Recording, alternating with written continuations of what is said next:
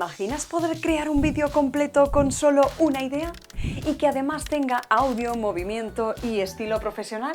Pues sí, como lo oyes. Ahora con Veo 3 disponible en Shorts puedes generar vídeos de hasta 8 segundos con animación y sonido con solo escribir lo que quieres crear. ¿Qué te gustaría ver? ¿Una escena mágica? ¿Un robot bailando? Lo que tú quieras. Por el momento, esta función solo está disponible en algunos países, pero YouTube irá habilitando esta inteligencia artificial en el resto de ubicaciones gradualmente.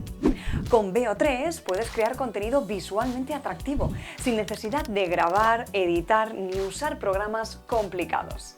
De esta manera, los shorts se podrán producir y editar de forma mucho más rápida y sencilla y podrás experimentar con tus ideas o simplemente divertirte probando diferentes prompts para generar tu vídeo. Te explicamos cómo hacerlo. Número 1. Abre la cámara de Shorts y pulsa abajo a la izquierda, como si fueses a añadir una foto.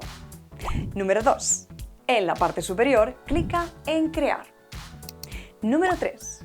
Aquí puedes escribir lo que quieras, una escena, una idea, una emoción, incluso el tipo de sonido que quieres que tenga el vídeo, ya sean diálogos, música o ruido de fondo. Ahora elige entre los diferentes estilos disponibles. Cuando hayas terminado, pulsa en Crear. Número 4. La IA generará varias imágenes para que elijas la que más te guste. Cuando lo hayas hecho, pulsa en Crear vídeo y Veo 3 genera el metraje con sonido a partir de la imagen que has escogido. Ahora solo te toca ponerlo a prueba. ¿Qué tipo de shorts te gustaría crear?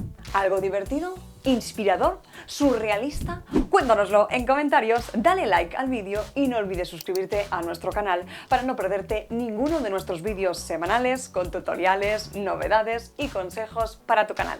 Nos vemos en el próximo vídeo.